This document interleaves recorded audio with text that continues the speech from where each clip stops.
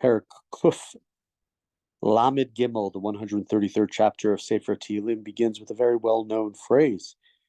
Shir Hamalot, well, that one's well-known also. Shir Hamalot David, a song of ascents of David. But here's the part that I was referring to, other than that, which is also, again, very famous.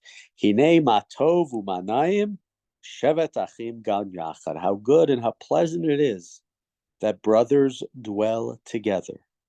Kashemen hatov al harosh yoreid al hazakan. Zakan aharon yoreid al pi midotav. It's like a fine oil on the head running down onto the beard of Aaron that comes down over the collar of his robe. Ketal chermon sheyored al haret Zion, kisham tziva Adonai et habracha chayim al haolam.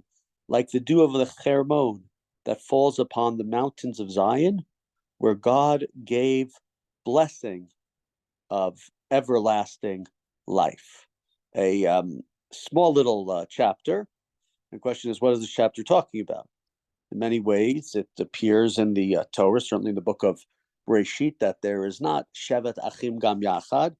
We don't really have the brothers sitting together nicely, as it says here. We have over and over again in the book of Breshit sibling rivalry, right? And that's Matov Umanoim Shevet Achim Gam Yachad, when brothers dwell together.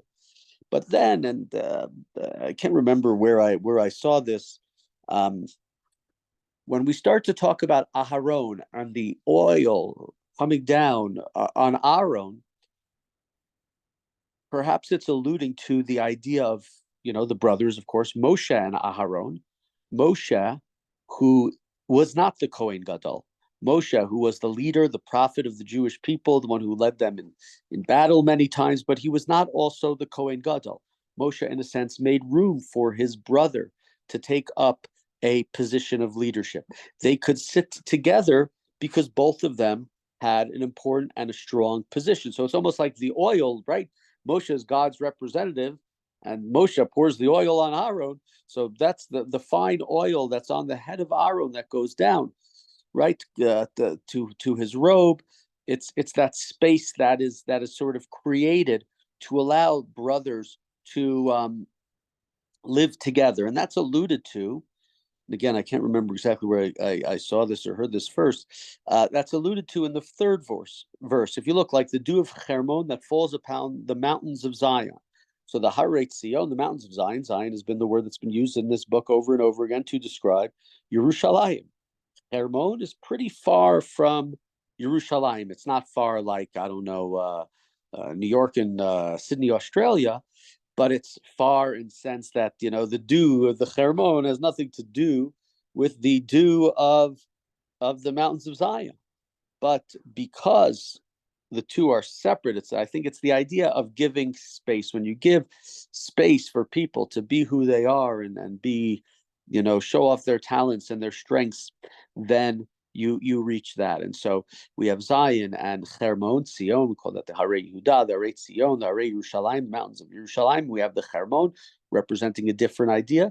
And it's almost as if, even though they're far away from each other, because of that space, it's almost like they share together what they are. So after the sibling rivalries of Breshit with Avram and with Yitzchak and Yishmael and Yaakov and Esav and Yosef and his brothers, we get Moshe and Aaron who work together, who are connected, who, even though seemingly they didn't grow up together, or maybe because in many ways they didn't grow up together, they work together as a beautiful pair, as the Kohen Gadol and the Navi.